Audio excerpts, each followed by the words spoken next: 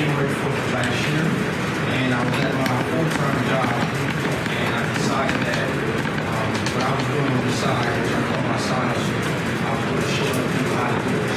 So what I did was I was at my job, I made a video, I said, here's what I'm going to do on purpose. I'm going to help people bring in extra revenue out of as I know a lot of people have part-time jobs on top of what it is that they really do full-time. I personally believe that it's 100% better to have a side hustle over a side job because you're trading with time and money. And I'll get more in detail into it. I'm a football coach, so I hope you guys interact with me a little bit. I really want you guys to leave here with a side hustle in a sense. And in this case, it's niches bring riches. So I hope you guys generate some ideas of things that you actually are into, that you like, and generate you income if you do some of the things that I put forth. I talk about it a lot on YouTube. I have a lot of people reach out to me with things they've done. One of my followers and subscribers, I would say I talk to her on a basis. He made a niche about pizza. He's been a manager at a pizza restaurant for about 30 years or so. He likes pizza, so he made what he calls pretty ugly teas.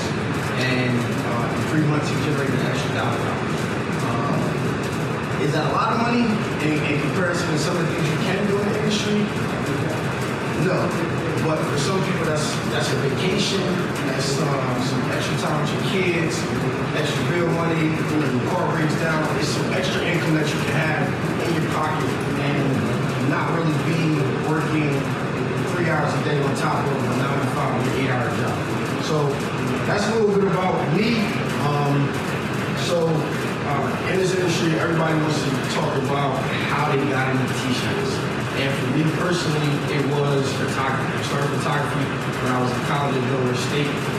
And in 2009, I went from web design and into photography because I needed to make better websites.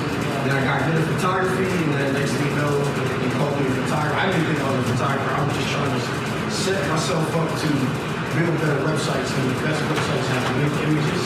So knowing that, I started doing more photography. And I actually needed to promote my photography, so I made a logo, I put it on a shirt. And from there, I was so surprised that people paid me $20 to wear a shirt that said Ambulance Photography, had a nice little camera logo, but it had my name on it. So I'm like, I printed a few for myself. I grabbed out H&M or wherever I seen the clearance.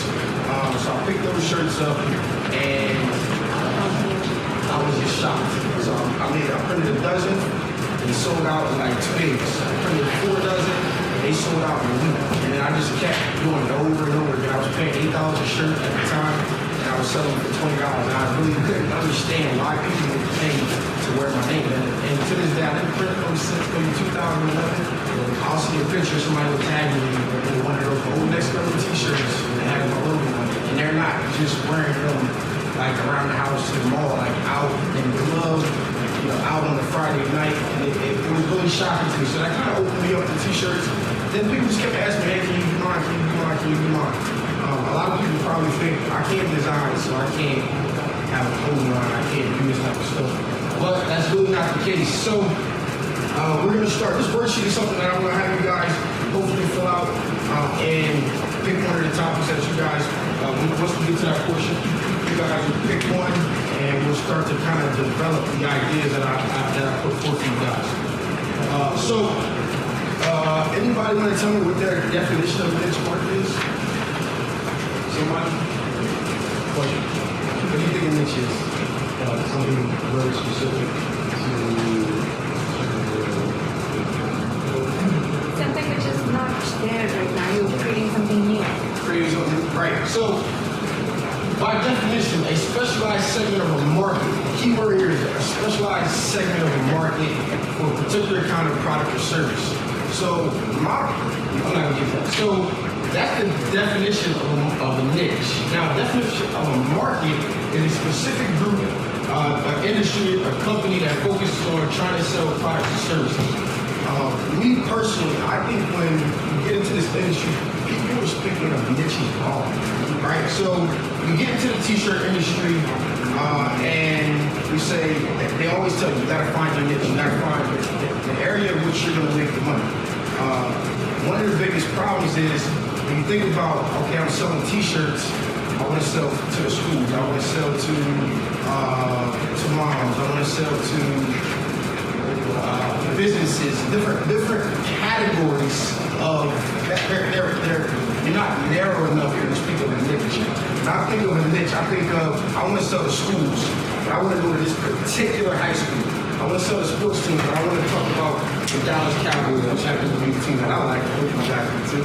But so I want to get very, very specific on who I'm marketing to, because I can create what I like to call a cult of a product.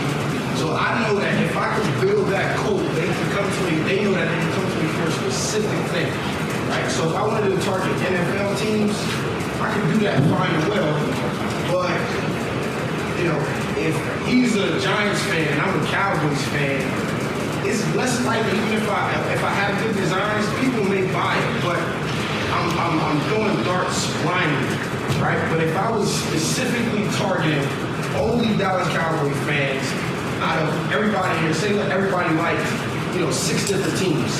I just want to get the 6 or 7 people that care about what I care about. Because in that case, it's not working. I can create things that I like and not really chase a dollar, and then you have a standard that you want to make this X amount of money, and if this person doesn't buy it, you feel like you failed. But you didn't really hit to something that they like because you don't like what they like, so you can't really necessarily tell what it is that's going on. So, why you should start a niche t-shirt line? First off, I'm assuming, which I'll get to later, that you guys already have the equipment. What I like to call this is creating lightly aggressive passive income. It really doesn't make sense. You can't aggressively create passive income, but I'll explain my meaning. I just came up with the term because I thought about what it is that I really did. I kind of left something out a little bit earlier, but I made $20,000 a month. I was behind over 400 orders, and I didn't really know what to do at the time. I was in a small screen print shop. The guy who was originally printing my stuff happened to be my substitute teacher, and he asked me if I wanted to print, so I learned how to print, and in a month, I generated $15,000 online, and then a little bit more offline on the actual college campus. And so the last reason that you should start a niche t-shirt line, it's just better than a part-time job.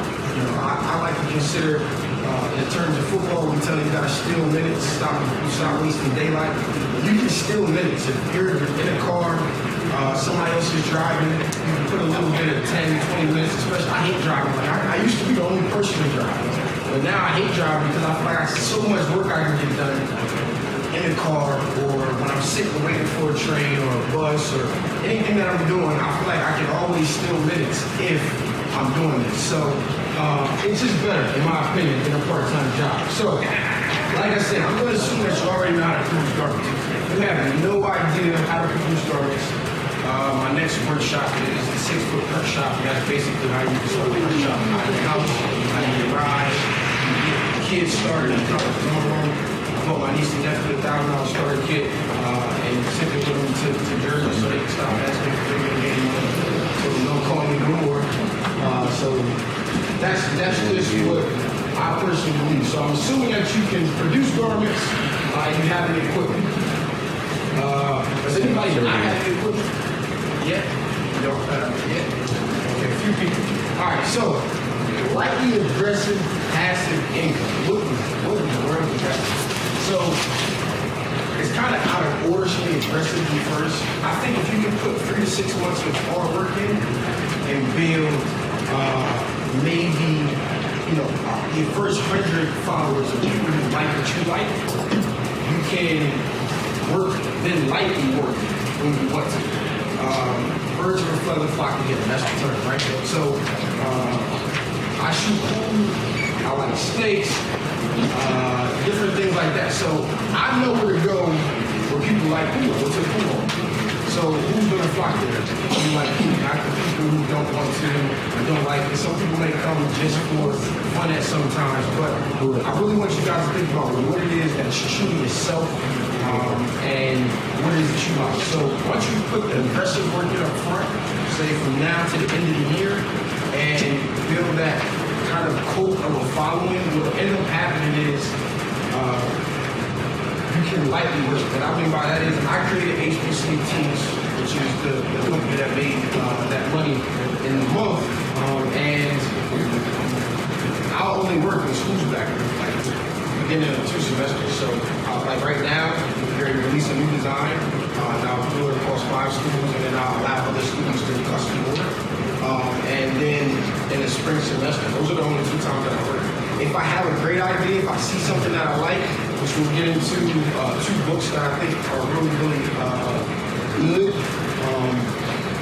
Those are the only 2 times I work. I really don't have to work outside of that. Now, passive income.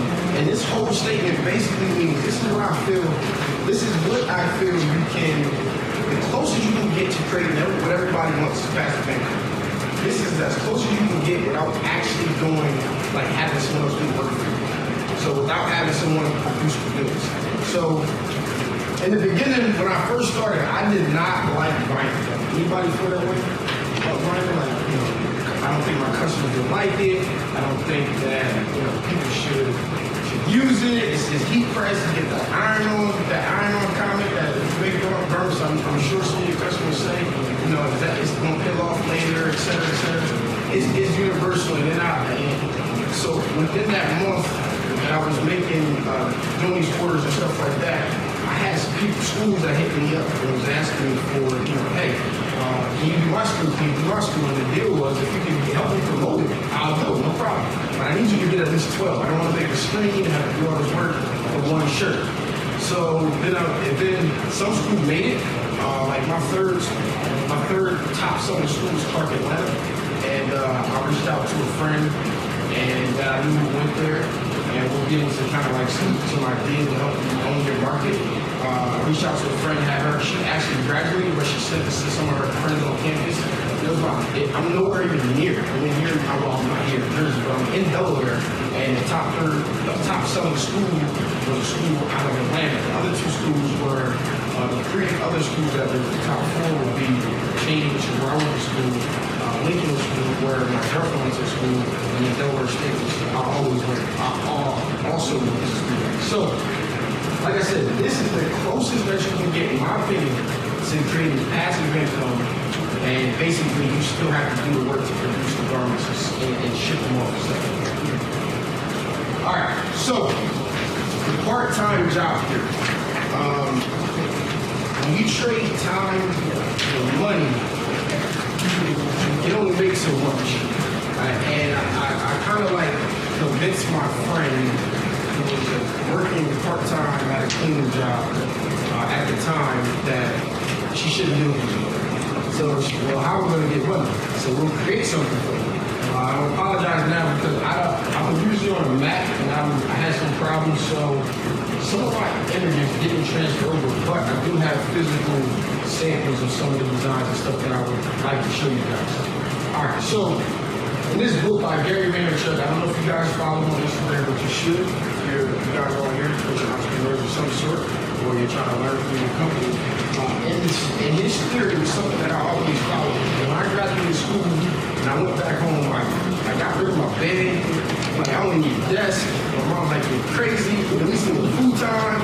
I was like, no, I'm just going to work, right? So the theory is that, people make a lot of excuses. They all have a lot to do. 24 hours a day. We all have responsibilities outside of going to work. So the theory is you go work from your 9-to-5 job, you get off the 9-to-5 job and take care of your responsibilities. So if you have kids, like I have kids, you spend time with your kids, you go to the bed, you read a story, you go make errands, you're done, you put them in bed, every time you stop, 9 to 10 o'clock. The key is what you do at 10 o'clock. Most people go take a shower, get their food, sit down, have a big sigh when you just when you're tired, you lay down, you get off your feet, your legs, give you that little sensation like finally you're sitting down.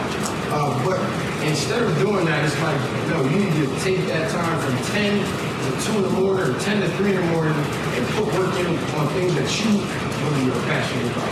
You know, if it's not your full-time job and it's the place that you just earn money, then you need to put 2, 3, 4 hours into learning something. Now, I was 24, I think, at the time I read this book.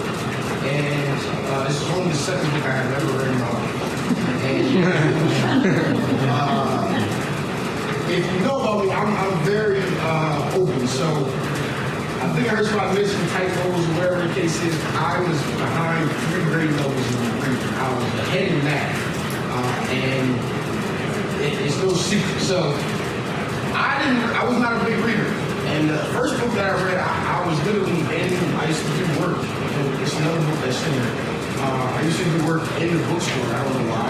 Just a place I could get away to go do work. And I was playing around and I found this book and it just appealed to me. And we'll get into that book later. So, the part-time job period is basically this. You work 9 to 5, that's 8 hours, 8, including 9 hours a day because you get an hour break and don't get paid for it. So you work 9 hours a day, you get off work, you commute, that's another 2 hours that you lose. So you had 11 hours right there, you gotta sleep. For the week they say is 8, I try to lose 6. So you're at 11, you're at plus 8, that's about 19 hours. I'm just jotting off the numbers off the top of it. That's 19 hours. You got 5 hours left. You need to commute to your part-time job. In this case, my firm is commuting to a part-time job for 40 minutes, one way. And then they're going to pay you a good part-time job. You'd be lucky if you get $12.50. If you're like working at like a department store or something like that, you'll be lucky if you get $12.50. In 3 hours, so now you got an hour and a half on top of the 3 hours that you actually work while you're there. That's 4.5 hours. So where do you have time for yourself?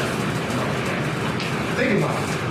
Now you make, I just like to keep the math easy. If you make $10 an hour, and you work 3 hours, and you commute an hour and a half to and from, that's really 4.5 hours that you work. And now you're making somewhere around $7 an hour because you gotta include that time. Let's not take off the gas that it takes you to get there. That's another $10 that you're gonna lose. Now that $30 that you made really is $20. You had to pay $10 in gas to get there and back. And you made $20 basically in 4 hours. It just doesn't make sense to me. So I used to, when I was younger, you know, your parents tell you good job, good job, good job. I would never, ever go work at a job. Why not? It just didn't make sense. There's so much I could do for $7 to make $7 an hour that I could probably spend 10 minutes trying to make $7 and spend 50 minutes doing what I want to do. It's just that simple. So I was a kid who always ran around. I couldn't wait for it to snow so I could go shovel snow. I cut your grass. I do whatever it is you need me to do. I grew up, what I say, in the barber shop, and that's a cash in hand business. And I've seen a lot. I learned to deal with a lot of people. From people who may have been on the street to people who were executives in companies, the police officers. You just deal with so many people in that environment. I was an errand boy. I used to run the tires were good too. So I used to go 2 blocks to the store for $10 and I would do it 3 times an hour. And I was in the back learning how to fix computers and different things like that. So I always just had it in me not to work for anybody. So with that being said, it just makes more sense. So how I convince my friend to make a to start a side hustle and leave her part-time job was this. I wanted her to really be specific in what it is that why she had a part-time job. I think if you coaching, we say if they know how much you care, then they'll care how much you know.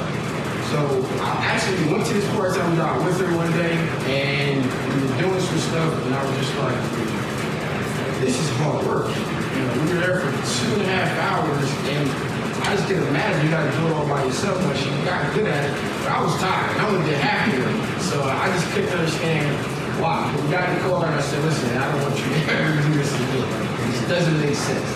So we got to get very, very specific.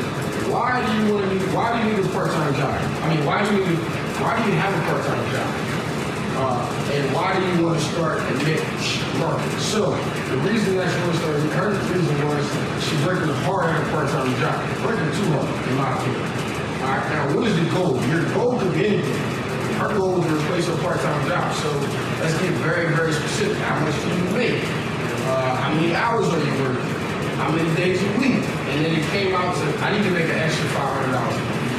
Okay, now that's something that we can attack in increments to really get to that number. And the why is because that's what I make at my part-time job. So, how do you find your niche? That's the question that a lot of people ask me. They'll text me and say, hey, I'm thinking about starting a niche on this. I can't tell you what your niche is, but I can tell you that there's no bad idea when it comes to niches.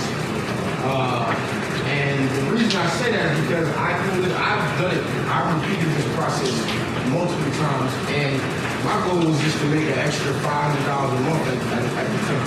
And I have 5 niches, so sometimes I'll be above that. I just try to make each of my niches maybe make $100, and then I'll hit my goal. But I can tell you most of the time, like even right now, I think I'm behind 5 orders from my HBCC website, and when I made the bulk of the money, it was $10 to $15 shirts. I wasn't trying to sell $100 packages and I made $10 to $20,000. It was literally off $10 to $15 shirts. And if you know, a shirt in the industry is only $1.50, so $2 max for a shirt. And I was screen printing at the time, so it just allowed me to really open my eyes up to what was really happening in front of me. So how do you find your niche? First and foremost, why do you need it? I already touched on this, but let me go back to this one. On that worksheet, I want you guys to really write down when you get a chance. I know I should have said it as I was going through this part, but write down what it is, the purpose of you. Why are you in the t-shirt industry? And you have it. How many of you guys have a full-time job on top of this business? Right? So why are you leaving your full-time job and going there and going and make shirts or trying to make shirts or trying to sell shirts? And I'm pretty sure it has to do with some extra money for something. Whatever it is, for a car, for a vacation, for your family, whatever it is. So I put this little part on your worksheet, so if you can fill it out when you get a chance, it'll kind of help later on because it just works.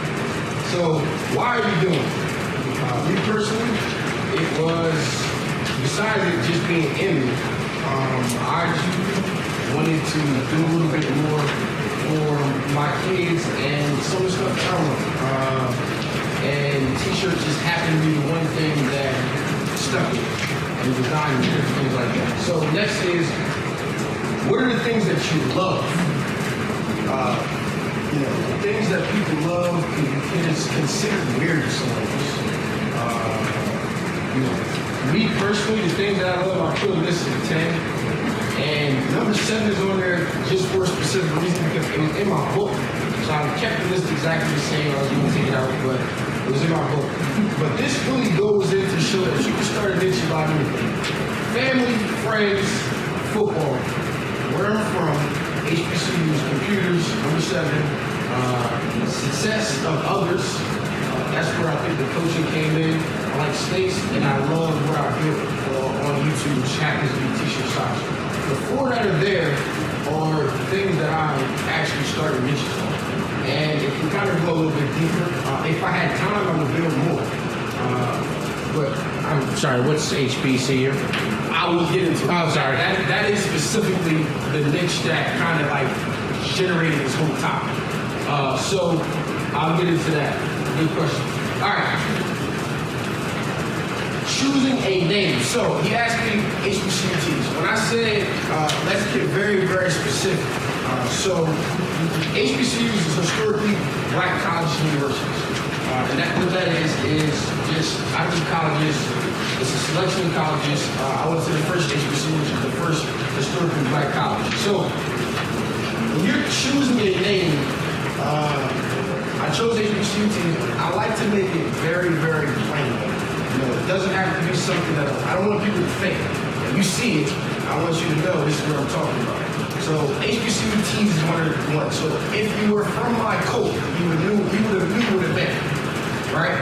Now, first state of mind. I have these shirts. This was my first design for what I call first state of mind. When I say it, people are like, oh, that's dope, because I was dope, right? But when you see the shirt, it just says first, it's simple. It took me 2 years to come up with this idea. I sketched and drew for a long time, and I didn't come up with anything that I liked, right? And then I was playing with names, and I was not Delaware tees. But if you're from where I'm from, you'll understand instantly.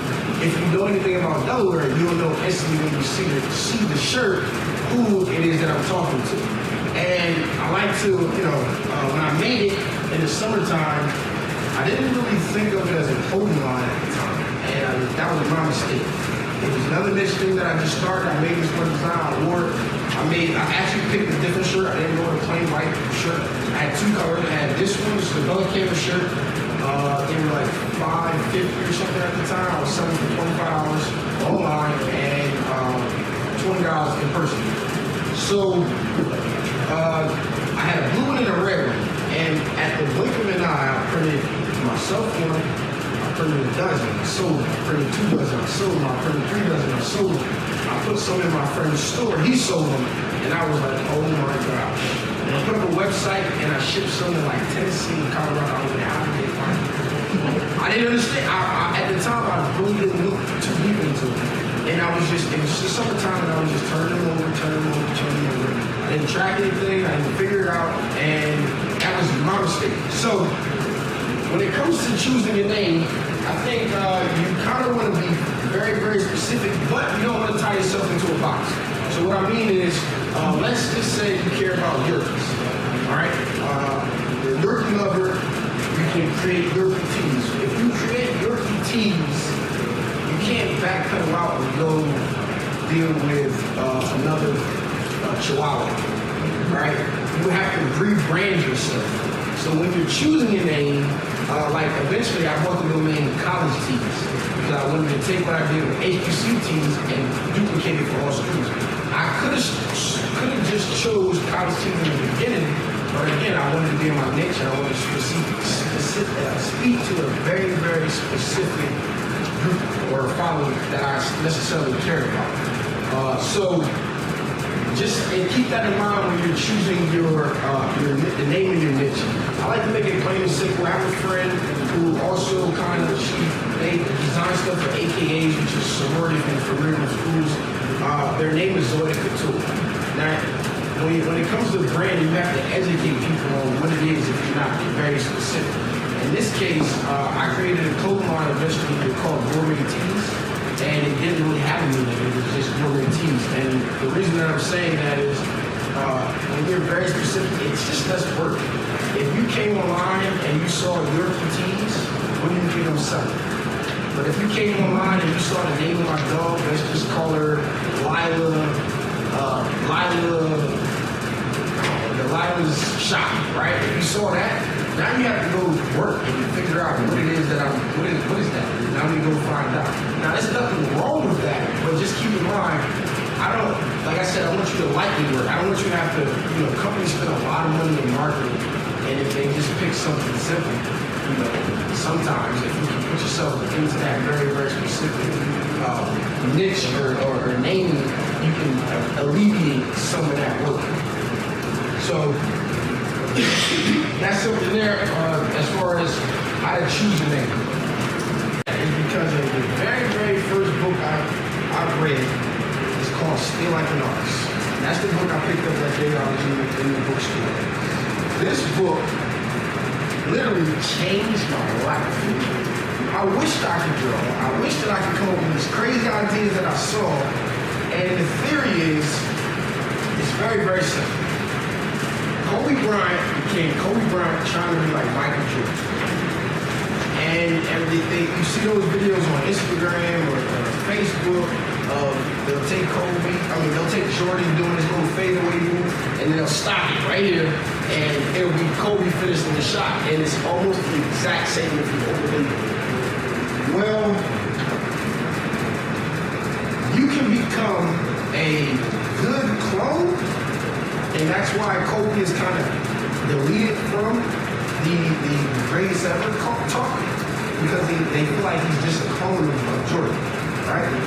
Or you can become a better version, right? And now I bring up the example of Kobe Bryant said, we're lucky if we're all very fortunate that Allen Iverson wasn't 6'4", right? He was a short player. We're fortunate. But guess who wanted to be like Allen Iverson and thought wanted to be like Jordan? LeBron James. LeBron James grew up trying to be like Allen Iverson. So if you think about that, well, he's about 6 something. And he dribbles like him, he's just bigger. He's a bigger, better version. So keeping that in mind, just look at things that you see very, very different. And we'll get into the exact examples of what I'm saying from that. All right, so how do you design? You can come up with organic ideas. So first, this here was very organic. I don't even know where I came up. I was sleeping, I woke up, said I got on the computer, and I put this very, very simple thing together. And if I showed you my sketches, the first ones just didn't make the cut. I don't know why this worked, but it worked. Not very complex, not really much anything to it. So here's another one. It just has the deal with the state in it, and this is kind of the cheat code. Later on at the end of it, but the cheat code. So this is just another organic design, nothing special.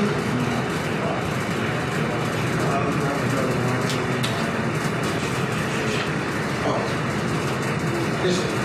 So HBCU, here it says HBCU, and it has the word bread, which just means that's where I'm from. I was bred at HBCU. And just coming up with little ideas in your head and just putting them forward. I like, this is what I would like to call my signature styles. It's nothing that you guys can't learn to do. It's very, very simple. I like to take a bold font, a cursive font, find a little overlap. And it just always makes it a little bit better. All right, so you can come up with organic ideas. The logos for the company, whatever it is that you like yourself. And I always encourage people to design things that they like. And if you like it and you're reaching out to people like you, chances are they might like it too. And you'll hit home on that. So this is a picture of some examples. All right, next there are logo flips. Logo flips are exact replicas of a logo. And I'll go to the next slide and you'll see. Looks very familiar, right? That looks very familiar. One at a time, this is just the veteran design that says HBCU, retired HBCU student, and that is the famous champion design, right? So flipping logos that are recognizable to the eye. And what that is basically people will see this here, which is the champion. They'll look at it, but if I'm at my school, they'll look closer at it and they'll say, oh, that's a champion. I want that. Happened over and over again. These jackets here I picked up for, I think at the time, $20. I made myself one. I put it online. I put a picture of it out. I put it online, and I spent my weekend going from mall to mall to buy these jackets. Where's your other store at? I need a small. I need a large. I got tired of going to the mall, so like my 5th trip, I just bought everything that the stores had left because I was selling for $8. Wow. Now, you walk the very, very fine line of parity. So with HBCU tees, I walk 2 lines. So I walk 2 lines of the school thing, and the school thing happens to be, I can't say the word Chain University without their permission. I can say Chain. You can say Penn State. You can't say the whole thing together. I can't print your actual logo, and I can't print, what am I trying to say? They're shields. So schools have shields. So I walk those lines. Eventually, it was something I was touching into. Eventually, I got permission. because I was bringing new ideas to them. So, as far as this goes, there's a parody law. This one kind of sort of walks that extra close behind, but I'm too small to care, right? So I know personally from my lawyer that I was told the first thing they have to do is send you a cease and desist. So I can't say that you should get this close, but the rest of them are fine, right?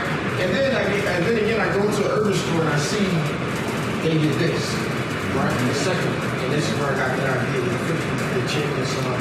I think they did like an extra or something. So you walk a very, very far line. I know it's a tourist, but I think I'm too small for it. So do I suggest you do it? I gotta say what you're supposed to say. That's all. All right, so you can do a logo flip, and these always work, or they don't. One in the middle didn't work, and I'll get to that story section. The next thing you can do is chase trends. So if you want to know what made me $10,000, I think I was one of the first. You guys see these shirts everywhere. I was one of the first, I like to consider myself one of the first, to start doing this. And I took this, I did a pre-sale for $10. I made a regular price of $15. I did a pre-sale for $10. Delaware State. There's another color in Delaware State. Straight out of Lincoln University of Pennsylvania. This was another colorway for a specific group on the campus. And straight out of Spellman. I just did them all. I was going straight out of everything. Straight out of churches. Straight out of the kitchen. I called my friend and said, he had the guy who I put my first shirt to the store. I left and I said, hey, I got the next thing. So I like to share information. And I think what I have in my area is very, very rare. It's like 4 of us from different shops. We just all work together. We laugh at people. They call looking for prices over here. And they call me. They call me next week. And we don't care. We just laugh about it. So when I figured out that this was going to be the next thing, I went to a shop. I said, listen, I'm going to send you this file. Just make samples of every side of town, and I guarantee it, this is going to take off. And it happened. And I literally was, I went to the post office in a small town after finally got all the orders. I was printing orders. My girlfriend was on the other side of the conveyor jar, reading them off to me. I was printing them, grabbing the sides, printing them, sending them to the jar. She was handwriting them, and it was, like, I don't know if you guys have an actual big shop. It was hot. It was in the size of our living room. And it was a very, very long process. We shut down the post office. The next time I went, they told me if I hadn't won a 5-pack, you don't come here. I didn't go to it. I think the bill was like $700 or something, like $3 in shipping. $2.20 first pack, $2.07 $3 shipping. It was like $300. So, sorry, $700 bill, which is crazy. So trend chasing. So now, you guys know that one. Here's another one. You guys know what this is from. I'm sure you've seen it. This is from Powerade's campaign. Powerade's Olympic campaign. Whatever year. After 2015, the straight out of the conference came out in 2015. So this was the Powerade campaign. And they actually had a website where you could go on their website and change it. Change it to whatever state, whatever word you wanted it to be. So I took that and I applied it to my niche. So this is what I call trend tracing. We chase trends. So what is going on that's popular? Some things don't work and some things do. So like right now, Kiki's song from Drake, or the Kiki portion of Drake's song is very, very popular. I can make a t-shirt design out, but that's not something that I can apply to my niche necessarily, right? So I could have been, maybe I could have just said, hey, HBCU, we love you, something like that. I just think of it, everything I see, I just look at my niche and say, how can I apply that over here? And you can really, like, I would say, let's go back to the Yorkie example. Just the kid that loves Yorkies. Does that work? Yes, it does. Just the kid that loves snakes. That works. So it costs me nothing to figure out if it works. once I have my core followers, because the second that I put it up, I'm going to know if they like it or they hate it. Here's one more I'll show you guys. Oh, two more. Well, three more. All right, so the next one is by popular demand. And by popular demand, I don't know where it came from originally, but I know I saw it from somebody who had like a clothing line. They did it by popular demand. I was like, what can I do with that? Just change it. And I put the name, I put the year up here. It's kind of like that old Martin sitcom, the show design, but I just start trying to find ways to apply my niche. So that's another one. Versus everybody. I know you guys saw this one. This is a popular one. You see the state versus everybody. This was started as Chicago. I think it started Chicago versus everybody. Yeah. So I took that, I did Delaware versus everybody, I did Del State versus everybody, I did whatever versus everybody. So again, I just took that design, I changed the names and applied it to my niche. Now, this one I got from a guy who's doing a design called Dotted Dope. So this is how I was studying it. I am so focused and I care so much about what I have going on for the people that I know have going on, and I really don't look around.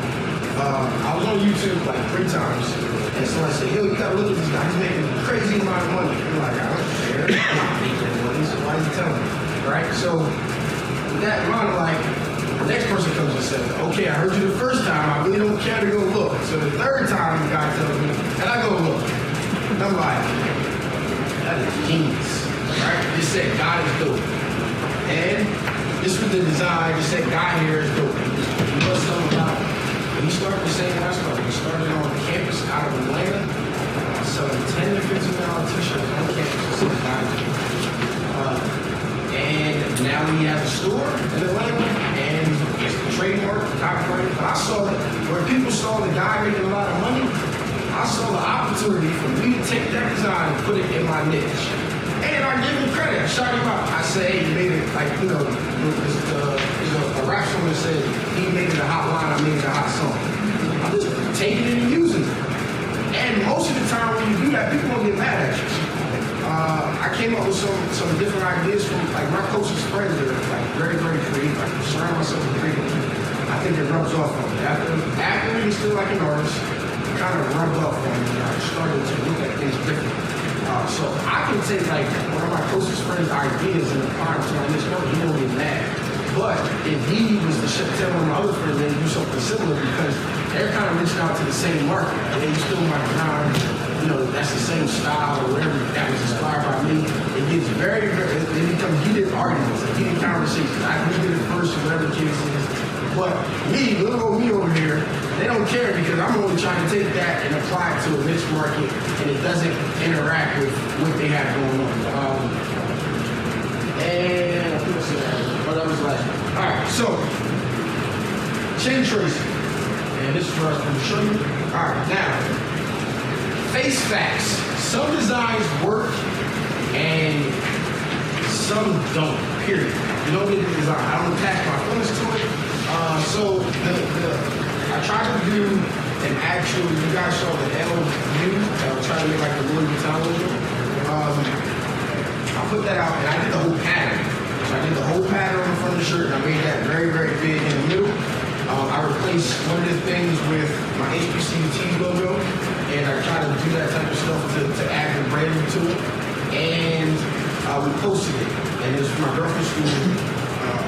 Now, there are things you can try to do to override some things that people think are corny, but she's in a group chat and she called me very, very upset.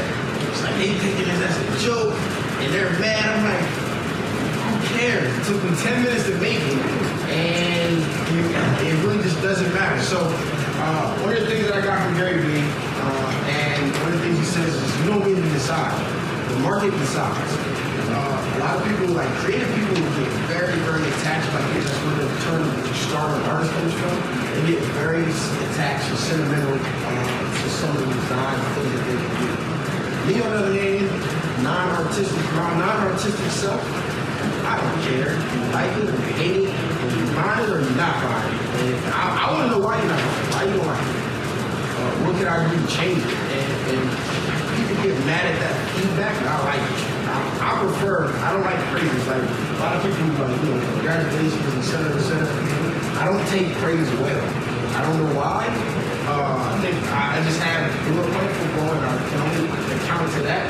I always have the what's next mentality. I could, fail horribly, but I'm always looking for the next opportunity. So I think that has to do with it, but I like the negative feedback more than anything else. I actually asked the guy, I was in a group forum the other day, because now I'm working with Total, and that's another story, but I worked with Total after I started. They were supporting our channel. I was already promoting this out the company I get my stuff from. And I was in a group chat and we were talking about something. And the guy was just like, you are doing this wrong, you're doing that wrong. I watched your stuff. I followed you a long time ago. I asked him, why did you even follow me? And he told me, because I got too many notifications. And I was just like, that's the first I thought you were going to say, because I'm always myself. So I curse a little bit sometimes, and I have, I go live, and whatever's going on around me is just going on. So I was like, you unfollow me, you got too many notifications. I was going live too much. I was trying to inspire you too much, or something like that. So I like the feedback from, what's going on. I feel like you can always improve. I grew up on like my coaches, you only get praised for something once, right? So you may be playing football, you're expected to make it the next time back. So you catch an interception, you guys know, some may not know, but if you catch an interception, that's good. First time you knock the ball down, good job. Next time you're expected to pick the ball. You're not going to get praised for knocking it down. And then after you pick it off, you're going to be expected to pick it off and score. So it's like, I'm always looking for the next one. So, how do you own your niche? I told you guys you got to build a cult following. This is very, very important. You're going to take it now, or the next, to the end of the year to build a cult of a following. How do you do it? First and foremost, you forget about the word marketing. Marketing is so old school and it's unrelatable for today. I want your attention. How do I capture your attention? Like, why are you sitting here right now? Obviously because you want to find ways to make more money, right? So I want to know, when it comes to the world of social media, it's about attention. You got to put 2 seconds to make me care. You got 142 characters, probably less is getting less and less. Now, to capture my attention, your images must capture my attention for me to even read the 142 characters. I gotta know that you care about me and what I have going on if it's not something that's trending and popular, right? So, I want you to think about how you can capture people's attention. All right, so where is the attention physically? All right, networking is a very, very old term, but I want you to think about it differently. I told you guys I think differently. Let's take the example of Yorkies. So where would I go to try to sell my Yorkie t-shirts? Anybody have any ideas? Dog show. Dog show. Good. Anybody else? Dog store, right? Dog parks. All right, now. Get very, very specific. I want to go to the European countries. You know anything about like animals and stuff? Like nobody wants to buy their animals from an actual pet store. It's got the bad vibe, but it's about the breed, it's about the line. So they want to know, I want a teacup. I want a Yorkie. I want a teacup Yorkie. The only place you get a teacup Yorkie is from a specific breeder. I want to go make friends with the breeder, right? I got this from when I was doing photography, a lady did baby photography. That was one of the areas I trained in for a little while. And she would go to the children's doctors, the pediatricians, and she would, contract them to do their part in the building, like babies. And she did something that was very, very, very, very interesting to me. She asked the employees if they had any kids that are grandbaby or a kid or a newborn or a toddler, she wanted to use their pen. Any ideas on why she wanted to do that? Okay, so if I just put a baby on the wall, it's just a baby. But if you're the receptionist at the doctor's office and that's your grandson, you don't think you're gonna tell everybody, look at my grandson doing so nice, don't you? So it really gave me, I just looked at it like, wow, how can I use that information to do it in other ways? So let's just say we go to the dog store, pick the dog store, and we go to the cashier to check out. Hey, you got any pets? You want a pet? You want a dog? Oh, you want a dog? So what kind of dog do you want? You want a schnauzer? Okay, cool. That's nice. First thing you want to do is become a customer.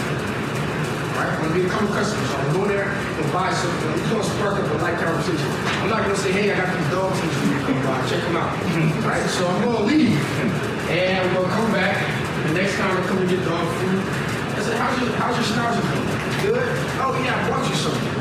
Here is a schnauzer design dog shirt. Check it out, take it, it doesn't cost you anything. I'm gonna leave my cars here, so if anybody comes by and they have dogs, just let them know. Right? Now, what did I do? I didn't come in and say, hey, check me out, I got these things over here for you to buy. I came in, I showed her I was interested about her and her pet. We work at a pet store, so you have a pet. You don't have a pet? Oh, you should get one, right? I'm gonna talk to the manager. So the next thing I did was I didn't insert myself immediately, but I went home and I thought about it. I came up with something for her. Now, I got Yerky teeth, she has Schnauzer teeth. This is why I said sometimes you don't want to find yourself into a box with a name. I have Yerky teeth, she has a Schnauzer. Why? I just should call my teams doggy teeth or something, right? Now I can kind of market and mesh well into the ecosystem if I wanted to expand later without having to actually rebrand myself to reach more dogs. Because I can't have Yerky teeth posted. I could, but she's not gonna know she's been cooking for Schnauzer teeth. So I kind of gave her something sentimental. Oh yeah, now the next customer comes in. Oh yeah, they're looking at my business card. Like, yeah, he makes really nice teeth. Then he gave me a Schnauzer teeth. He might have something for whatever this Pomeranian that she would come to get groomed or something like that. So I kind of gave her something that she can care about what I care about. Right? So now birds of a feather flock together. Now I just want to make her work for me. And I really would like to make people unknowingly work for me. Right? And it's crazy. But it has to do with work. I took 2 years to come up with this idea of pricing. It wasn't anything new. It was really just how I worked. So I gave her something to care about. Now, social media. Everybody wants to message, hey, how can I make more sales? How can I make more sales? Sales is a tool that you must judge yourself by, but I think people care too much. Right? I want to create a culture. So I want to code first, but now I want to be immersed in the culture. So if anything in my industry is going on, I want to make sure I'm a part of it. I want to be a part of the conversation, organic, right? Not just commenting on pictures saying, hey, look at, come over here and check my stuff out. Check my stuff out. The kid that works in our shop, he did that. He made a quote line. He said, hey, check my stuff out on the pop. It's supposed to be block. Right? But if you come and you immerse yourself in the conversation of what's going on, so it will kind of like help you to become a leader, a thought leader. And that's all I did with T-shirt size.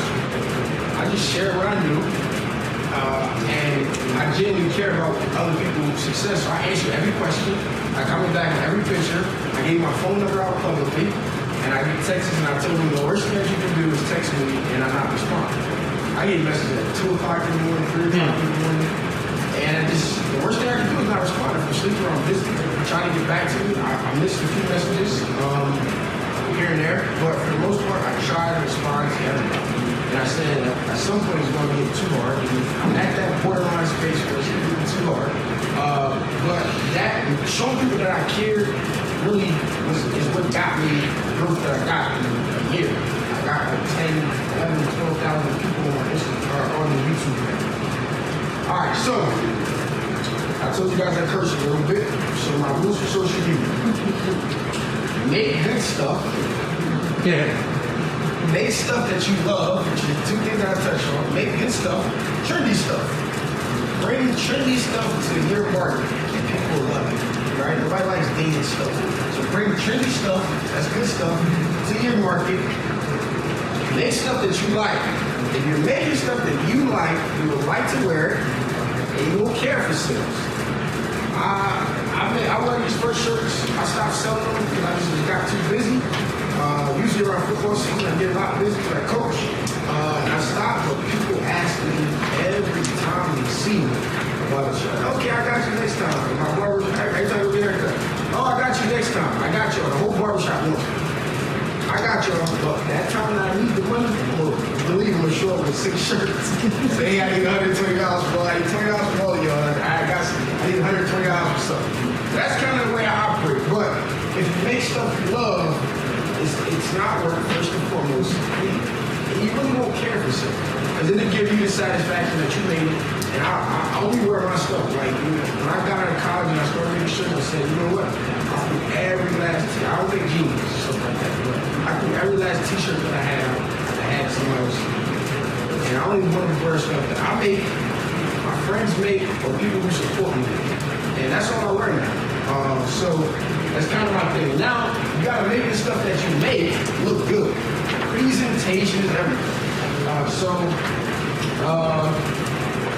This shirt here, if I just do this on the table, took a picture and post it on Instagram, it looks wild. But what I do, if you guys end up following like Instagram or something, I take my shirts outside of my shop, I lay them on the ground, I fold them up nicely, I always make it next to the lines on the ground, and I take the picture. It just looks better. Or I want to show it the way I want it to be worn. I want somebody to model. Whether it's myself, I'll put it on somebody who takes nice pictures. And I use my portrait mode on the iPhone, and I take a nice picture of it to display it the way that I want it to be worn. Alright? So just try to do your best. If you got a daughter or a cousin that takes great pictures, give her a shirt. You know? People ask, should I give people? Give people stuff for free or not. Me personally, I only want to give stuff away if it's in it for me. Like when I gave her that shirt, I know in the back of my mind that it's going to give me something later, right? So there's charity, and then there's me giving something unwittingly expecting something in return. It might work, it might not. I've sent stuff out, waiting for a picture, never got it. I sent stuff out, got great pictures. It just comes with the territory. You never really know. But when I do it for her, it was genuine. When I do it sometimes, I'm like, hey, I'm looking for student ambassadors here. It's really a test, honestly. The requirement is I need photos of you around campus. I'll send you it cost me, in theory, it was $5, right? It's $5 for you. That shirt cost me $2.50. The vinyl cost me $3, $2.33. Okay, maybe it's a little bit more than $5. For the kids, I got to ship it for another $2, so it cost me $6 or $7 to get a shirt. But the return on that is, I take them something trendy. Everybody likes tribute. They wear it. Where'd you get that from? They send me the HBCU team. They say, no, I got 100 orders. I got 50 orders. That's wrong orders. The money comes back. One sale, give you my money back. Off of a $15 t-shirt. So keep that in your mind. So ways that you can use social media to help yourself out. First and foremost, this symbol right here is no longer called the number symbol or pound. This is called a hashtag, right? So we changed the name a little bit more here, but you gotta do hashtag research. What hashtags, what terms for the code that you're trying to build matter? What matters based on this? Now this isn't just specific to this. This is anything. What hashtags matter to what you're posting? A lot of people use hashtags for no reason. Hashtag I'm out, right? I'm outside, I'm out and about, right? Hashtag living my best life. If your shirt says living my best life, that's a different story. But what hashtags actually actually matter to my cult or following. Right? Yerky T, hashtag Yerky Lover, hashtag Yerky Lover, hashtag, I think we get like 30. You want to find hashtags that matter to what you're selling. This can go for anything. Like Harley Davidsons, and you can click, what happens is you can click those hashtags looking for stuff, looking at pictures they like, right? That's step one. Your stuff pops up. Step two, now you know what hashtags, now go engage along those hashtags. So now that you know where you gotta look, because we want to figure out where the attention is, right? You know where to look, now you go in there and you go in there with your page, Yerky Love or Yerky Tees, right? And you comment on people's pictures, man, your dog is lovely. What? Your dog is lovely, right? That's one option. Oh, who's this? Yerky Love. Oh, they're commenting on my Yerky picture. Now they come to your page and check it out. They like what they see because you made it look good. They follow you. They follow you. They see you posting stuff. Today you posted a new design. They love it. You gotta sit, right? That's one way of engaging, but I want you to go a little bit deeper. Hey, your Yerky looks nice. I got a question. What do you feed? Or she's super small. How much do you feed? Or if you like bullies are a big thing in my area now. What do you like? How do you work your dog out? Those are dogs that look super muscular for no reason. So engage, ask questions, comment on posts. Like be very, very into the niche that you're trying to build. And then ambassadors. Remember I said my third top selling school out of the top 4, which is the only 4 that I specifically reached out to market. I really only reached out to market 3, but they did so well. I made them a priority. So the way that I did is this is called ambassadors. Like if I go onto that one of my hashtags, what picture has the most likes? Let me see if I can reach out to that person and get them to do something for me. Who's the most popular student at the school? Who's the president of the SGCA student government president at the current moment? How can I be a part of that? With looking for people now, are you saying go on Facebook or look them under Instagram? I'm saying wherever. Okay. You have to see the value in them, right? Okay. You have to serve me a purpose. And my purpose is for you. I want to know who's, like I told you guys I like pool. Who's the best pool player, right? Who's the pool instructor?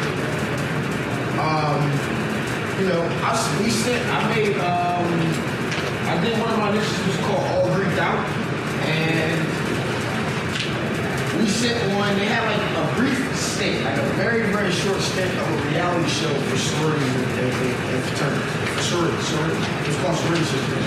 We sent one of them with shirt design. She posted it. Cool. And the crazy thing is she didn't post it when we sent it like 3 months later. And so, I got a friend who does nothing but reach out to, he has a line, and he does nothing but try to find people's posts. And it's worked for him. But it never works like, we send stuff to people and I want it right, I want my return right now. Mm-hmm. Sometimes you gotta see, like Drake recently wore a shirt from a kid designer that didn't know how he was gonna pay his rent. He was packing stuff out of the house. He sent Drake a shirt, like 6 months before. Drake wore it, and you were $95, right? So, you kind of have to judge. I just want to know the value. You got to know how much it costs you, right? You want to go to the show tomorrow and give you samples. In the back of their mind, they're giving you samples for a reason, right? I want you to eventually come buy my product. Like I told them, we believe in our white ink. I believed in it before I started working with them. So now I have an argument. You're supposed to tell me this, right? No, go back a year ago before I was working with them. The white's really, really, really good. I gotta see the value of the people that I'm trying to get to be my ambassadors, and I need something in return. Now, you don't always have to find the most popular person, right? So when I get a student, I try to get a freshman. I work a long game. I get a freshman, I get a senior. I got some alumni to reach out, that's cool, but if I get a freshman going in, I got you for 4 years, now we can really, and I told you it was a test in the beginning. So the test was, I'm gonna send you something for $7. I want you, I'll leave a picture back, I need you to post it. So the next step is, I'm gonna send you a dozen shirts.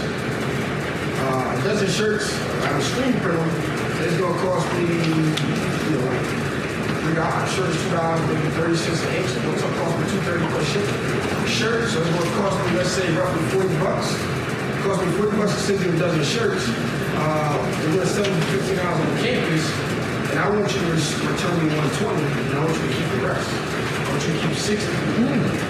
You know, in my mind, it costs me $5 to send you the shirt. I get 5, you get 5, we split the profit. That's the second test.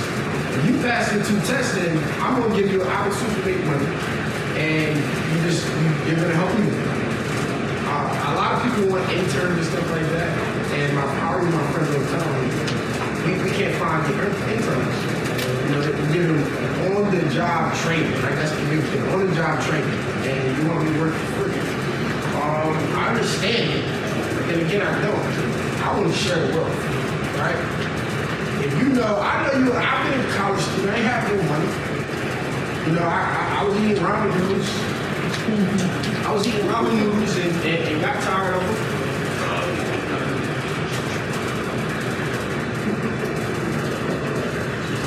Sorry about that. All right, so I was eating ramen noodles on campus and stuff like that. I know how it is. You know, you want to get your coat for the next party. Unfortunately for me, my mom was sick at the time that I started college. So it was really a tough time money-wise. So knowing that, why would you want a student to work for free when you're making money? I mean, give me some love money or something, right? So that's the way that I think. Like with ambassadors, you know, you're gonna hit and miss, but you just gotta see the value and don't expect immediate returns. And you'll figure out what works. You'll find your method, who you reach out to, and how you get it working. All right, so now bringing in the riches. You gotta have a home. You need a place of business. These are the places that I use. There's more Wix and other websites out there. So I'm not saying you have to use these, but these are the ones that I use. Big Cartel was when I opened my eyes. I needed a website, Facebook CBTs. I put up a Big Cartel site, and it did me justice. I rode that wave. I couldn't think about it. I could manage it from my phone. I could upload the images, get them online. I could do everything that I needed to do. Big Cartel, it just doesn't look like a super nice website.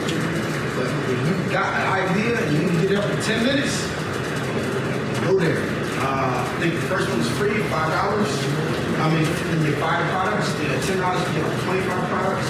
And then, you know, whatever goes up, I roughly change since then. I don't use them anymore. The next thing I did, then I built my own. I told you guys I started out a long time ago and building websites. I couldn't build my own from the start, but it took me too much time and I was already behind X amount of words. It was all crazy. So you can build your own if that's what you do. There's some easy ones out there now. I built my own. Next, I recently took off. I stopped building my own because it becomes too much to manage when you got to upload and do different things. So the next thing I did was Shopify. I love Shopify. I became a partner. So now they send me a little bit of money because I set these websites up for them now. And they send me a little bit of money every month. So Shopify, you can get managed from your phone, but the look became important. Remember, you got to look the part. So that's on my next slide. But I just wanted now that I've got a moment to believe, I wanted the site to look nice. It's still easy to manage. Managing something from your phone. And once you set up the website, I can manage everything from my phone. I can say ship, I can upload products, I can change my stock, I can not change my stock. You can do everything. I just want it to look nice now. Because I want people to come in, I want you to have a pretty picture on the top, and rotate, and slide here, and different categories and stuff like that. And Big Cartel in the beginning. So these are my 2 that I recommend to people. Again, there's other things out there. I didn't like Wix, I don't like WordPress. What I don't suggest people do now is don't let anybody build it on a platform that you can't manage. I'm a web designer, and I know, you want that passive income, that residual income, but you want control. You don't have to call somebody and get things fixed for you. So don't let anybody build a website for you on a platform that you can't manage. That's just my suggestion. People ask, hey, can you build a website? Can you do it? I said, you can do it yourself. Go on Shopify. If you need me to do it, I'll do it for a small fee, of course. But I'm telling you, you can do it yourself. Then the next thing is vending. When we talk about Europe, we talk about dog shows. We talk about different things that we can do to places we can go to get the attention. Now I want to go back to those places and try to vend. First, which is my state line, I can vend anywhere in the state of Delaware and I'll be fine. All right? But ideally, I want to be at a state fair, some type of state convention or something like that that's going on. That would be best for me. But I can go to a fashion show. I can go because I'm just in my niche work. I'm in my area because I made the state overrun. I can go anywhere in the state and vend. But state fairs happen to work best. For HBCU, I want to go on the campuses. I told you I did like 16,000 online in that month, and the rest came offline. And that was just us at 2 campuses. I would go to the football games and then I eventually got permission. Like I told you, I got permission. And I vended at the schools, and I donated actually because I cared about where I was at. I played football there. I was actually coaching there. It was probably one of the best times this first game. I donated half the money back, and we made like $7 grand, turned that 3,500 to my campus, to the football team specifically, because that's the portion of the school that I cared about. But I was actually coaching at the time, and I came out of the booth at the end of the game. We won, so it was a good thing. I come downstairs, and originally my girlfriend was working the table. I guess she called my mom. My mom came at the table. And my friend came, my friend Mel, so she was at the table. I come down, like 5 of my friends, my niece, my nephew, my daughter's at the front, standing by the piece of they're $10! Right? So, and I was like, hey, you gotta be nice, but, you know, you find places that you can vend in person as well within the niche. All right, so looking the part. This and this, they just look bad, right? You get a free website, put your free products up, it just looks bad. You gotta type in myshopify.nichemarket.com, right? bigcartel.nichemarket.com, right? You can go to GoDaddy, buy the domain, keep your free version, and point nichemarket.com to any website. It costs you nothing but $11 a month to look the part, right? Look professional. Now, they'll type this in. You can only put this on your marketing materials, right? nichemarket.com, and then you can point it to one of these. So when they actually type it in, they'll type this in, but it'll change to this. You won't notice it. It'll change to this. Now, when you go to get super professional, things will, I just want to see what this will go in one or two ways.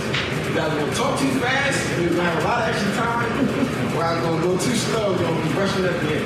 So, you're right on the so, you can, it'll point here, now when you go, if you go to change system, like you start out with Big Cartel, and later on you upgrade and get through Shopify, nothing, this never changes. So your business cards and all your marketing materials are still good. So just caution you, go to GoDaddy, buy your domain. If you know how to afford it, they'll call on the phone. They'll help you. But it's very, very simple. But it just looks better. It's cleaner, professional marketing material, stuff like that. And you want to look the part. All right, process. How do you get the orders in and get them out? All right, so order comes in. Once you did all of that work, you put that aggressive work in. Now we work when we want to. Now the passive, somewhat passive when it comes to starts rolling it. Get an order. Me personally, I still like to print the order out. I need to put it on the board. I need to change the drop down to let myself know that, okay, this shirt has an order. I make a note on the thing. I ordered this shirt, or I ordered it. If I have it there, I just do it on the spot for some stuff.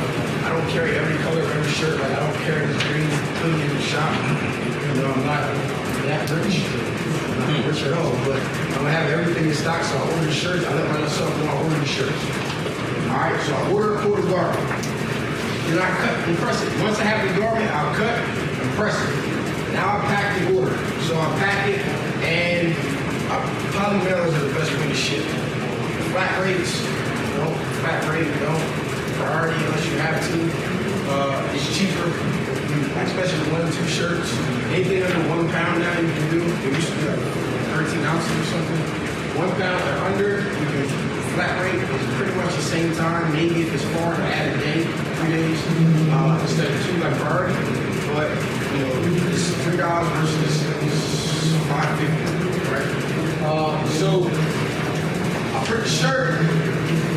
I packed the order. Now everybody wants to look the part. I want to make it look a little bit better every time I do it. So I used to pack it and stuff like this. Then I found this. So now, you know, my friends, what happened was one of my friends ordered some samples of polymails with their design on the front. And I like that. How much are they? Well, the sample was like 10 to 15 bucks. Cool. And the order, I was price point. Yeah, I'm not paying that. I got too many different niche markets to be trying to do that. So then I was like, what can I do? I found some clear ones. I fold the shirt up nice and I can see it.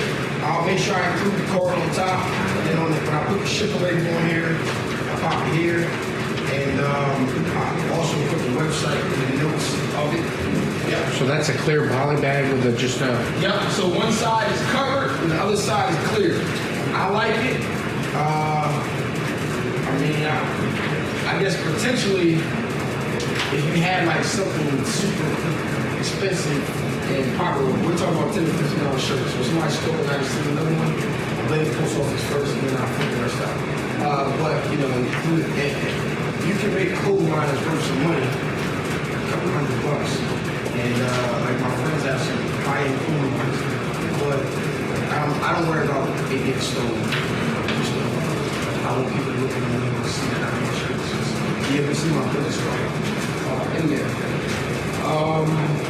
So I do those. So I pack the order. I make sure I keep my marketing materials and stuff like that. So I have a guy who follows me. Actually came in the total one day and met the first time in person. And he's killing eBay right now. And I'm always interested. I said I was going to try starting my eBay account back up. That's just sell computer parts. Started a new one. I said I was going to do it. Sometimes it's just not. Like, I don't like forcing myself to do it. Sometimes it's just not me, right? So what I did was we had a conversation, and I was like, you know, are you including your marketing materials in your stuff? Like, not really, just sitting up. That's what they find me at. But you can take in this market, people ask about Etsy and different platforms and stuff like that. You can take that stuff, you ship it, and include your marketing materials. Next time, I want you to come direct. I don't want Etsy and eBay to keep taking fees if you know you're going to get your shirts from me. And so include your marketing materials, link back to your website, et cetera, and you do the deal. I send tracking. And now, social media is very, very important. The last thing that I do is I monitor the people who buy from me to get them to post. Like, hey, hashtag HBCUTs. Now, when people post stuff, they tag me. I ask them to tag us in the picture. So now I can take that and repost it. Nobody wants to be first, but if people want to buy what's popping, so I can keep people in it, you know, keep people wearing this stuff like that. Like, I post stuff of myself wearing the shirts, and people don't even know who I am. I'm running a company. I might be out here actually my girlfriend. I'll take a picture and I'll post it. Like, I'm not even the person who runs the company, right? Find people, you know, the more people you get in your stuff, the more people, other people are likely to buy it. All right, so you're in the niche now. Now I want you guys to take and duplicate that. Like, I'm sure I just named 10 things that I like. So you grab one thing, do it, prove it out, see if it works. Send me an email, say, Stan, it worked. Send me an email, even better, and say, Stan, you told me to do this, I wasted my time, it didn't work, and we can have a conversation about why. All right? So, get into more niches. And I told you guys, I'm kind of going to close with this, and then I'm going to show you like some other things that I made. But I told you guys that I want to get as many people as I can to work with. Unknowingly, right? So I just offer all my friends, I'll make you a coat line if you're going to do it, if you're going to sell it. If you're going to sell it, I'll make it. And we'll have to work. So I got my friend to quit because I made steal my city. And she's from Pittsburgh, so I duplicated what I made from first, and I made it for Pittsburgh. And I took the P. I wish I had it. I don't. I have a picture, but I don't know what. But so I took the P. I put the staplers, put the shape of Pennsylvania inside of the P, where the hole goes in the P. Then I took another part and I took the map and I outlined Pittsburgh specifically. And there you go. I duplicated. And I gave her. And she said, hey, but I'm sorry, what did you say? You put your friends in business where you get into their niche, you make the shirt and they sell I it? make it, they sell it. Okay. I make them sell what they're interested in. Right? And, she's been doing it for a little while now. She's like, when you gonna make, I need these 5 shirts ASAP. I said, I got you next week. I'll be going for the rest of the week at this convention. And I got you next week. So I'll make them, ship them out, and we'll go from there. So that's what I did. Then she'll call me and say, hey, I got this idea. I want you to, I think the next one was, I did a design with the name, a design with the P, she was like, I have this idea. It was My Black is Gold. So I came up with a great design for it. I'm like, it really works. She's like, you always want credit for stuff. You always want credit. I said, you came up with it. I just think what you came up with, I made the perfect design for it. And so that's when I know that they're serious. Everything's a test, right? You got to give them forward. I created it, you sell it. You start selling it, then now you start bringing back the ideas. The key is, earlier I said to you guys, there's a cheat code, right? There's a cheat code to this. And if you have no idea what niche market to start, I tell everybody, start a skate brand, start a brand by where you're from. It's the easiest one. And if you really want the cheat code, find a way to make a letter and the shape of your state and figure that out and it'll work. Like some guy wanted me to make Florida. I was like, I would make it, but I'm really not interested. And I don't know you, so I can't really do the whole business thing, but I'm telling you can do it, right? So that's kind of the cheat code to it all. And then I just want to show you guys some other things that I made. These weren't worn, but I found these at like the local store and $10. I was trying to figure out a way to get the logo out of the back. So we was doing like alcohol, we used like fingernail polish remover, and we eventually got it down. This is like one of the earlier pairs, so they weren't worn. So we kind of pressed these, and it only worked for the glitter vinyl because I guess the ridges, So I came up with that, and then one of my friends, like super artist, she made something. I was like, I'm gonna make a box. I made a box for her. I only made one box. I wasn't doing it for everywhere. But I made one box and kind of show it nicely. I took a nice picture later on the ground. Had the box behind it. Good thing nobody expected to get it like this. Like a Yeti cups. These I think they're like $5 at Walmart. These sides that cost me $10. The guy in the picture started giving them to me for $7. Then I found where to get them from the bulk like for $5. I sold these for like $30. These I got for like $4. These like I had to like creatively figure out. I'll try stuff. Maybe I tried this like I had 5 minutes to do my job at the current time, and I was like, oh yeah, I got this 50 spot. Let's see if we can get it to work. I kind of like came in, I rode it, and I was like super excited over the work that I made. These I picked up. These were like $4. I sold them for like 20 to 25. It's like those shorts with the school name on them. And then you just find stuff. Just find whatever it is. Here's a jacket I picked up for $10. I was selling these from anywhere from 60 to 50 on sale. I might post this right now and say, hey, this is the last one. It's a size large.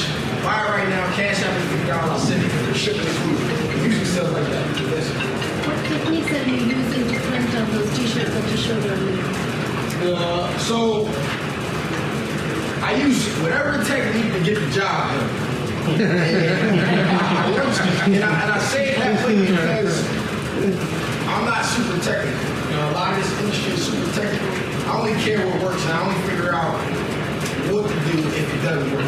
So, go ahead. But like heat pressing or yeah, I'm gonna tell you, but I just want you to understand the way that it works. So, if I got bulk orders, anything over 12, I told you guys that they pre-order, not over 12, I'll screen printing.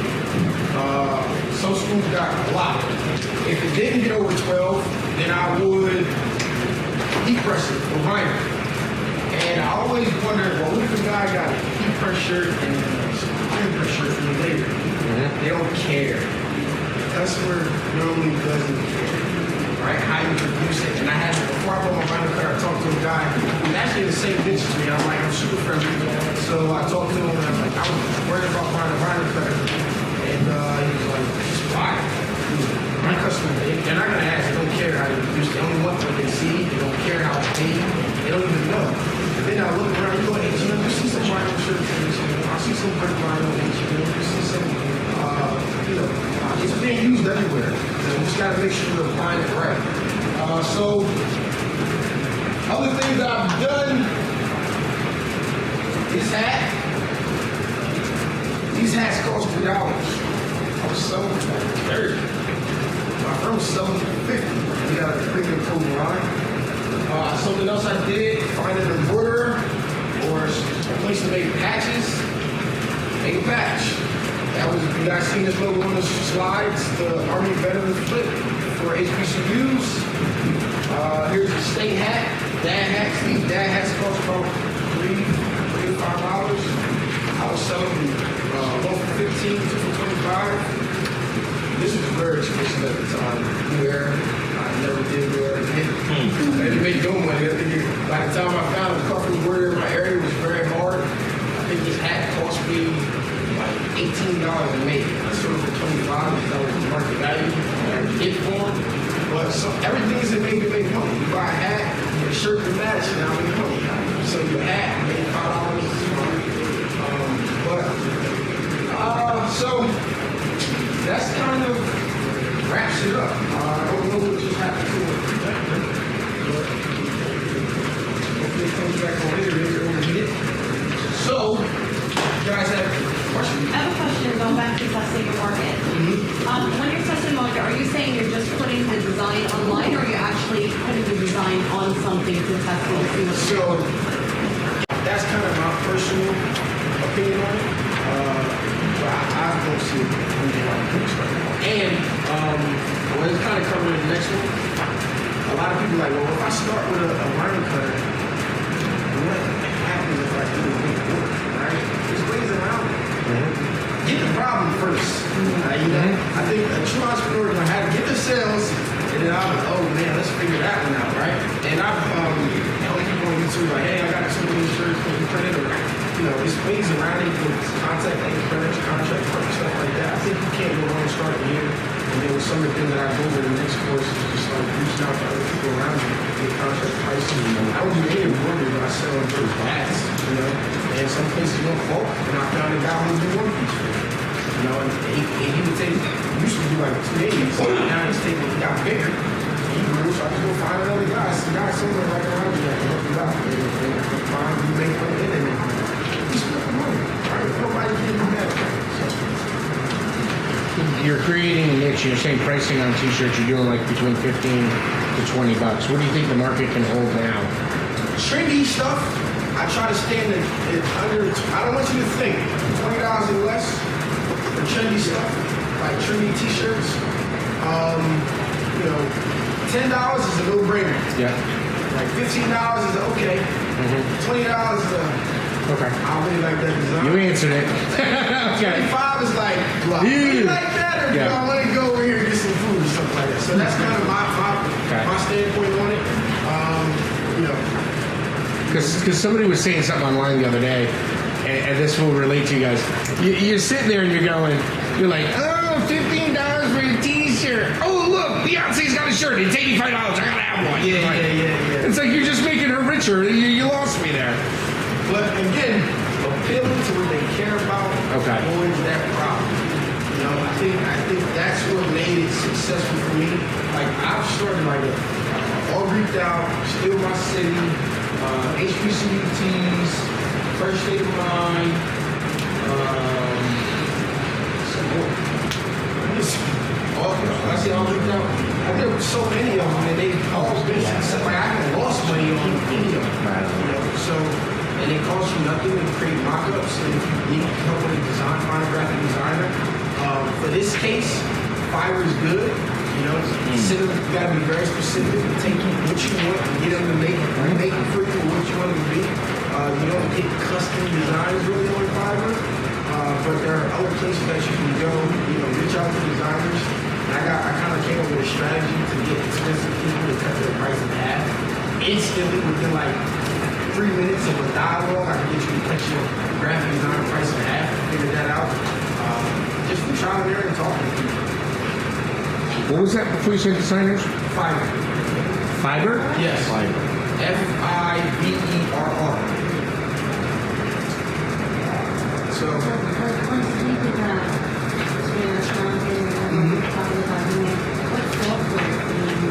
so I learned in Illustrator. I forced myself when I was in school. I was on Photoshop, and then I switched over to Illustrator.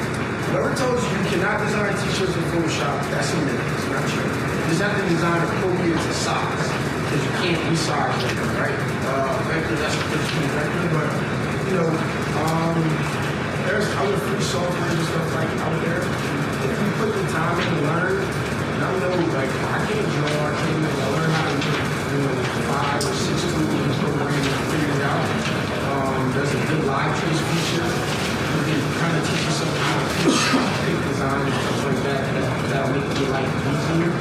And then there's companies out here that will vector your take what you want vector.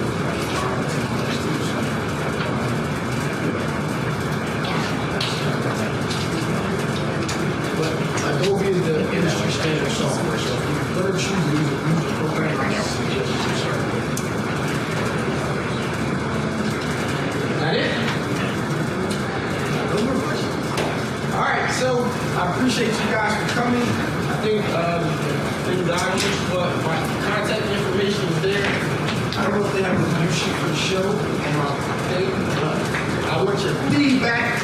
I'm not gonna say give me all 5-star ratings. Be honest, open, and let them and me. If you guys want to ask any questions, the phone number should be on the last sheet. You can text me at that number, and I'll get back to you and just let me know what you guys think. So I appreciate you guys for coming. I appreciate your attention.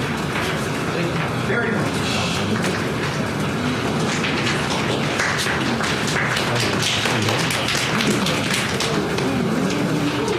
On that last page, on that page, that very last spot. On that very last spot. Yeah, that's what we're gonna do. Yep.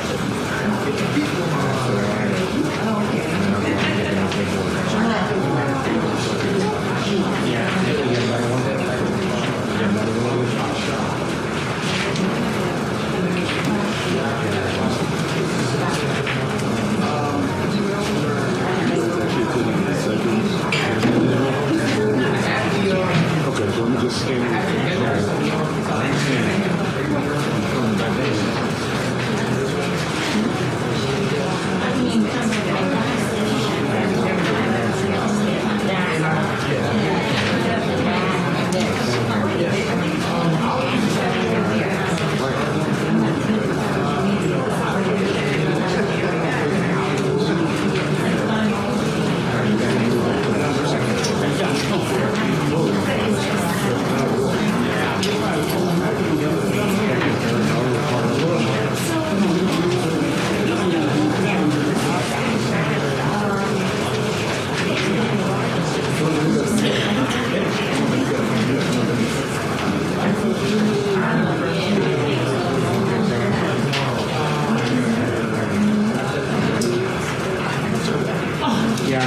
We're moving up. We're not moving out of here. so let me Yep. So scan you. Yep. So let me get up there.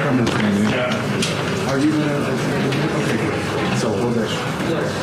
Okay. Yeah.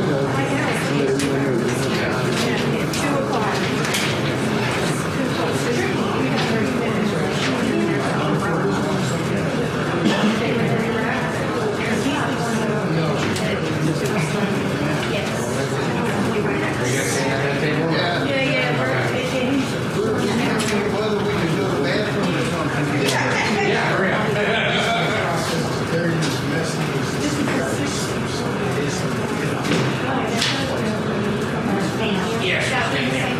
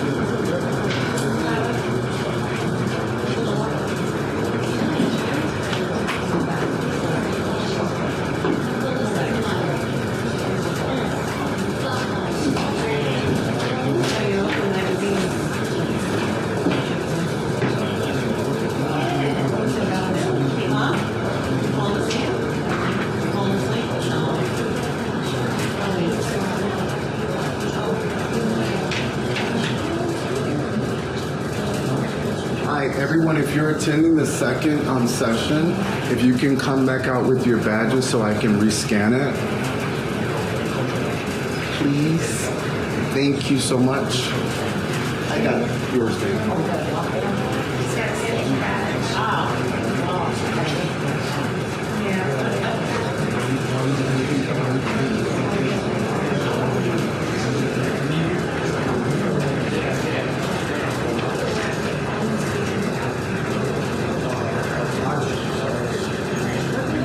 Gotta get you rescanned. Oh, you already did it? Okay. I know it was. I don't have it. That's a wall, actually. I need to have this. Another finish.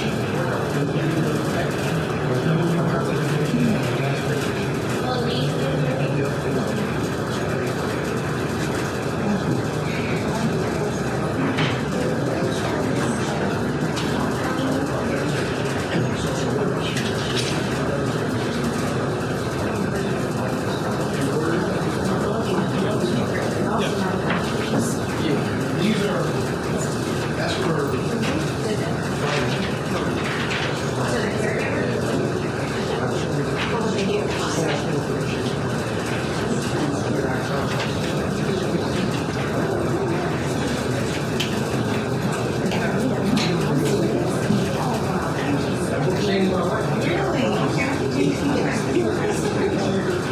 I've been thinking this way.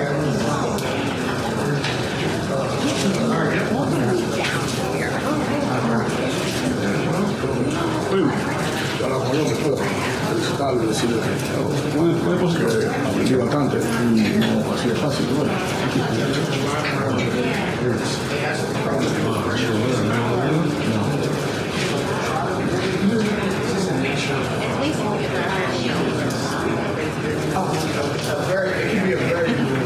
Thank you.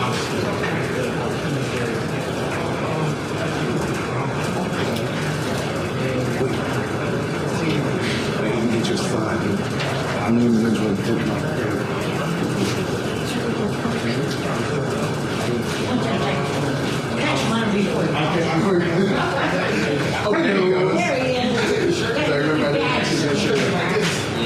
They're gonna crack the pins.